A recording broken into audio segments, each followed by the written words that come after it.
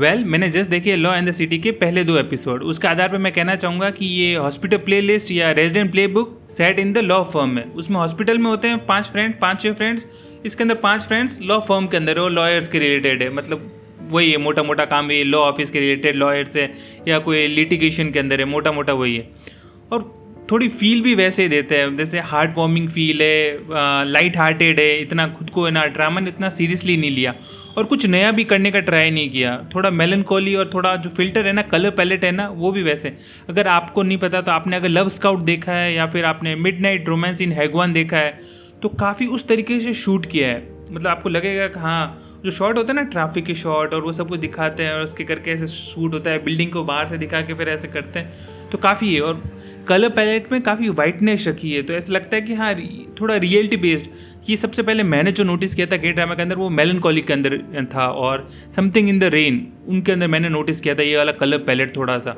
और रात को तो थोड़ा ब्राइट रखते हैं, थोड़ा डार्कन रखते हैं और दिन के अंदर थोड़ा है ना वाइटिश रखते हैं। बहुत अच्छा लगा मुझे। और अगर आप है ना नहीं जानते, मैं पहले स्टार कास्ट के बारे में बता देता हूँ। मैंने ना अपने नोट्स लिखे हैं ताकि मुझे पता रहे कि मेरे को क्या क्या पॉइंट्स कवर करने हैं। और बाकी हाँ, ये देखने से पहले प्लीज़ खाना खा के ज़रूर बैठना। अगर आपने खाना नहीं खाया है ना तो मतलब आपको पक्का भूख लगने वाली। और एक तो ये कोरियन फूड को इतना अच्छी तरीके से दिखाते हैं क्योंकि मोस्टली लॉयर्स है और अलग अलग फ्लोर पे काम करते हैं और अलग अलग लॉ फर्म के लिए काम करते हैं। तो ये मिलते सिर्फ लंच के लिए या डिनर के लिए, उसके लिए ही मिलते हैं। तो वो सिर्फ खाना खाते खाते ही बात करते हो, मोस्टली कन्वर्सेशन भी वही है और वहाँ पर ही वो पाँचों मिलते हैं, तो सारा इंटरेक्शन ही वहीं हो रहा है। और तो आपको फूड देखना पड़ेगा और आप फूड देखते हो और आपको लगता है कि प्लीज़ मुझे खाना है।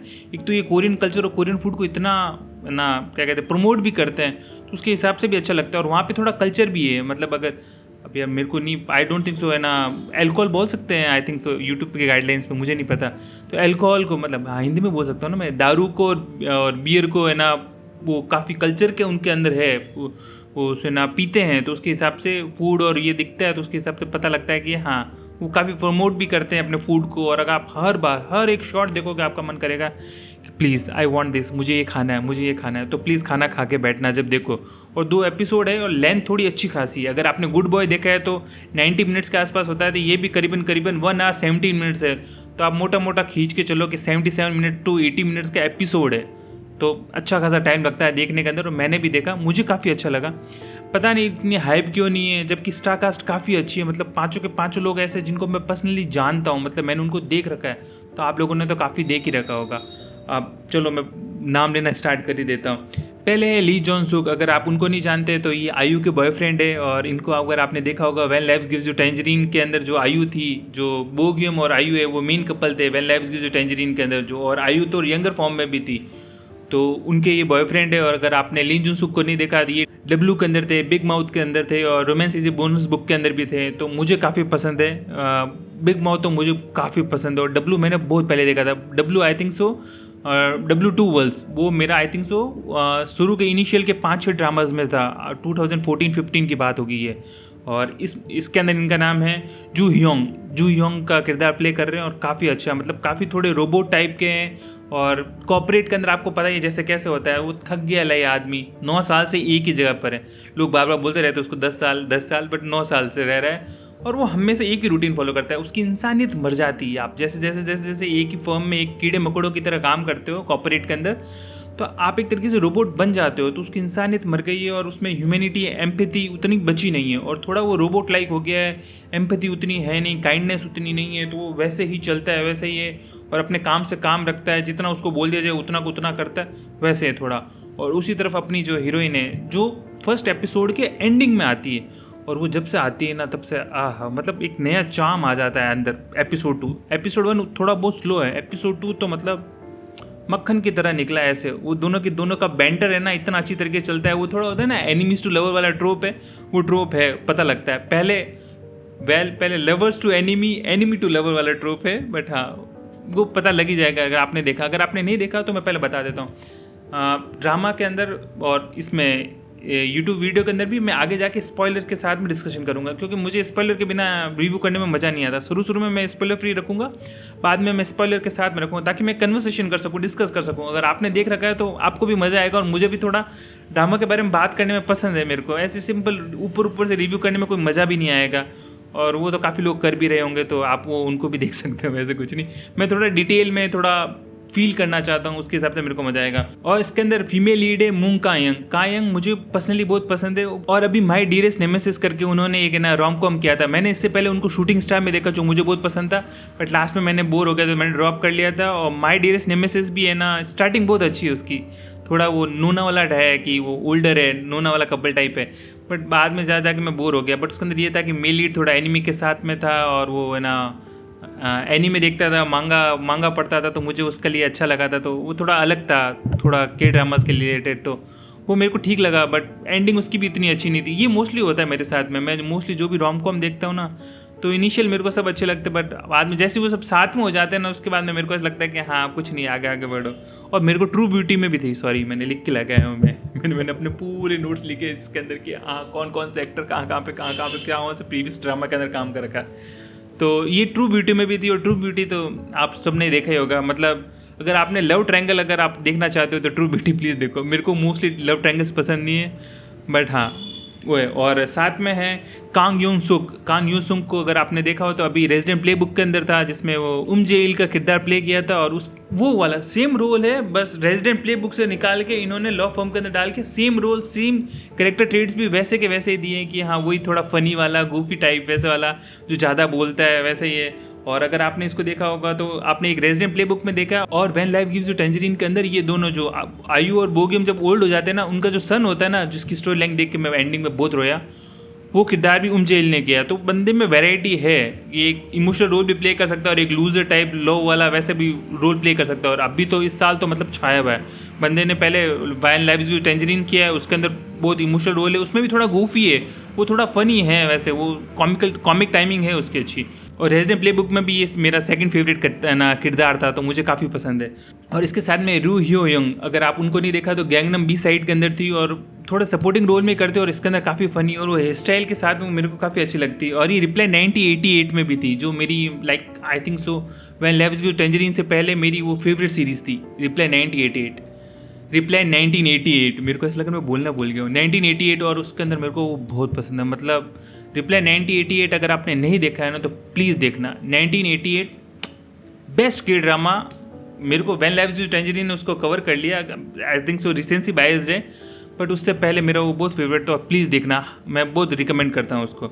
और फिर इम सुंग जे, अगर वो तो आपने मतलब ऑलमोस्ट सारे के ड्रामास के अंदर वो होता ही है। अगर आप नहीं जानते इनको तो आपने उन्होंने अभी न्यूटोपिया में देखा होगा, प्राइम के ऊपर जो आया था, वो जो इतना अच्छा शो नहीं था, बट उसके अंदर थोड़े बहुत ठीक थे, जो है ना ज़ॉम्बी कॉमेडी के ऊपर है। न्यूटोपिया में है ना जो मेल लीड है, मेल लीड के साइड में जो होते हैं, जो बार बार बोलते हैं अपना नाम बोलते हैं, रुम जो इन हो करके शायद तक नाम होता है न्यूटोपिया में, जो बार बार अपना नाम बोलते हैं, उनका वही है जो ये किरदार प्ले कर रहे हैं। और इनको अगर आपने वर्स्ट ऑफ इविल में भी देखा, और एक मेरी फेवरेट सीरीज़ है जो ऑटिज्म के रिलेटेड है, जो मैंने सितारे ज़मीन पे देखी तो मेरे को उसका याद आया। और अभी मैंने तन्वी द ग्रेट का ट्रेलर देखा अनुपम खेर की, उसमें मेरे को वही आया, वो है एक्स्ट्राऑर्डिनरी अटर्नी वू, जिसका सीजन 2 भी आ रहा है और जिसमें भी ये होंगे। तो काफ़ी अच्छी स्टार स्टडेड कास्ट है, मतलब मज़ा आएगा देखने के अंदर।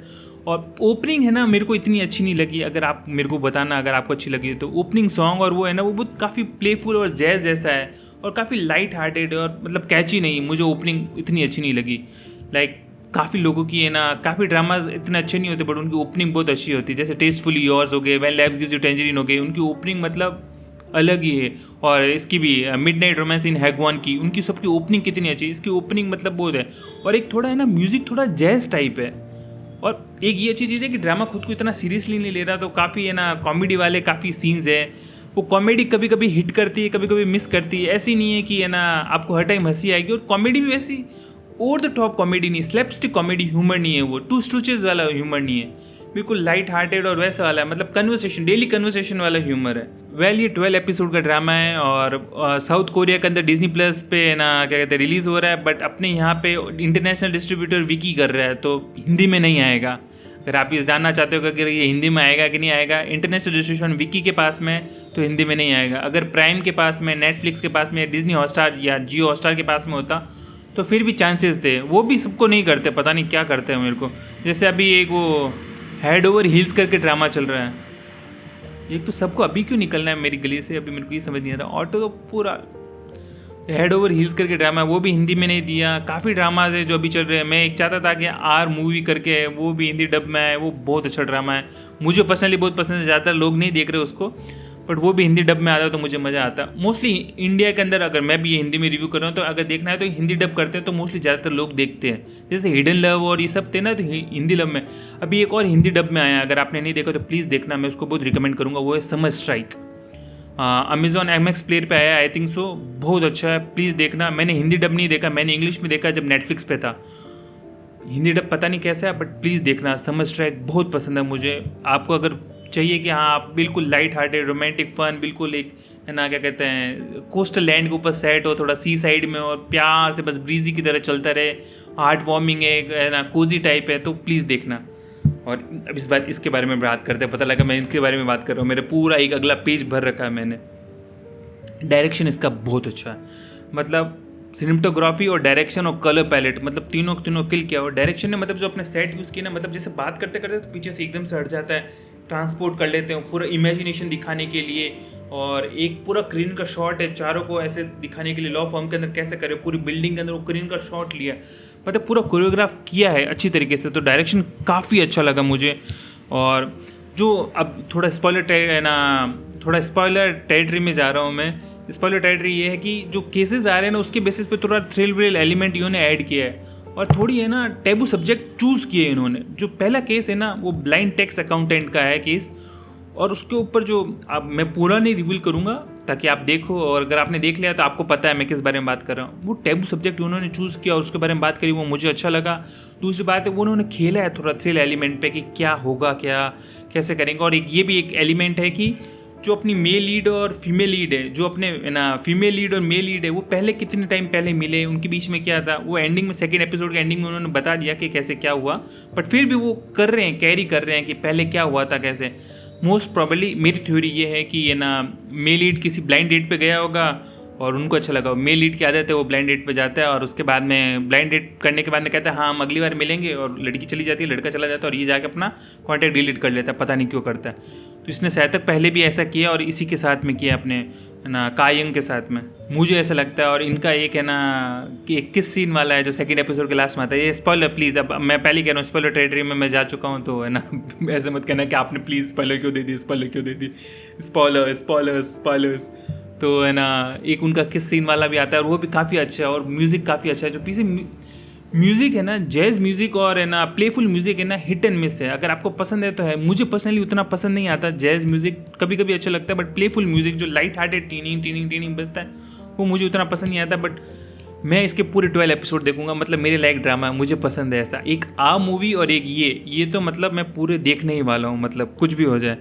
और एक इन्होंने कंपैरिजन किया जो मुझे बहुत अच्छा लगा, कि कॉर्पोरेट लाइफ कैसे एक तरीके से वॉर के साथ में कंपैरिजन किया है, कि एक तरीके से आपको इंसानियत को मार ही देती है और ऐसा लगता है कि आप रोजाना युद्ध के ऊपर जा रहे हो। आपको कॉर्पोरेट लाइफ ऐसे ही जीनी पड़ती है, हमेशा से वही स्ट्रक्चर वही लाइफ जीनी पड़ती है। तो उसका कंपैरिजन बहुत अच्छा किया इन्होंने।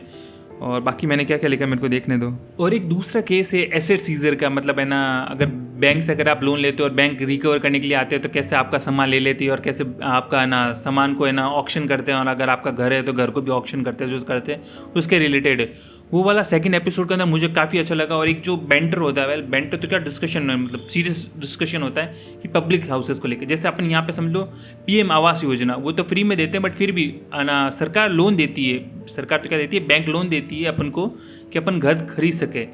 अब उसके ऊपर इन्होंने ना सेकंड एपिसोड का एक केस किया, वो जो दोनों का डिस्कशन है ना, जो कायंग का और अपने जोनसुक का, वो डिस्कशन काफ़ी अच्छा है। मतलब आप दोनों के पॉइंट समझोगे, मतलब जो 9 साल तक उसने किया है ना, तो एक ये बहुत अच्छा एक खेला है कि मेल लीड थोड़ा रोबोट टाइप है, उसके अंदर एम्पैथी नहीं है, और फीमेल लीड पूरी एम्पैथी पूरे उससे भर के, उसमें काइंडनेस है, एम्पैथी है, वो लोगों के बारे में सोचती है, सबको अच्छी तरीके से रिस्पेक्ट के साथ में ट्रीट करती है।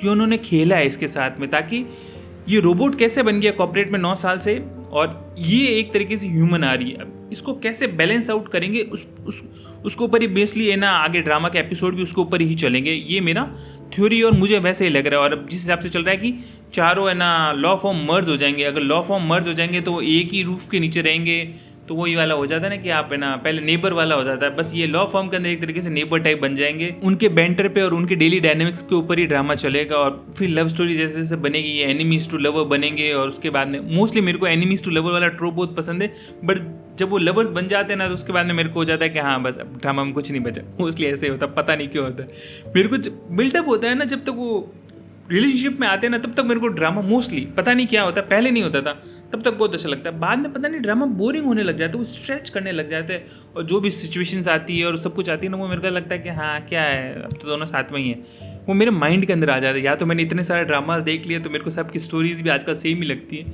और ये ड्रामा कह भी नहीं रहा कि हम कुछ नया कर रहे हैं, हमने ना कुछ नया एलिमेंट किया।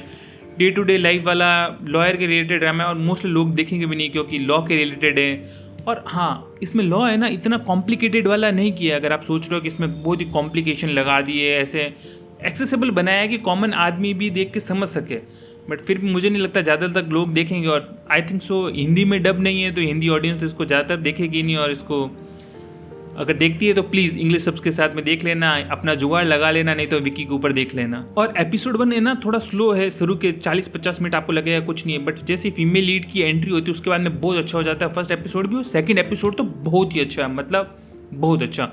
ये ड्रामा जुनसूक और कायोंग की केमिस्ट्री ही है ना कैरी करेगी, उनके बैंटर और उनका जो दोनों का बोलने का तरीका, और दोनों है ना बिल्कुल एक्सट्रीम एंड पे है। एक पूरा एम्पैथी और एक पूरा रोबोट बन चुका है जिसके अंदर कुछ बचा ही नहीं है। बिल्कुल कॉर्पोरेट ने उसको थका दिया, हाँ मार दिया, उसके अंदर की इंसानियत मार दी एक तरीके से।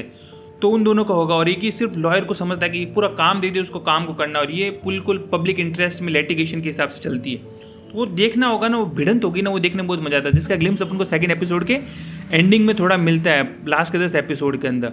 और मैं प्लीज़ युनसूक मैं बहुत इंप्रेस हूँ। इसने रेजिडेंट प्ले बुक में भी बहुत अच्छा काम किया, मैं लाइफ गिव्स यू टैंजरीन में भी बहुत अच्छा काम किया, और इसकी कॉमिक टाइमिंग बहुत अच्छी है। मैं इसको और देखना चाहूँगा। प्लीज़ प्लीज़ प्लीज़ एक इसको है ना एक मेल लीड बना दो।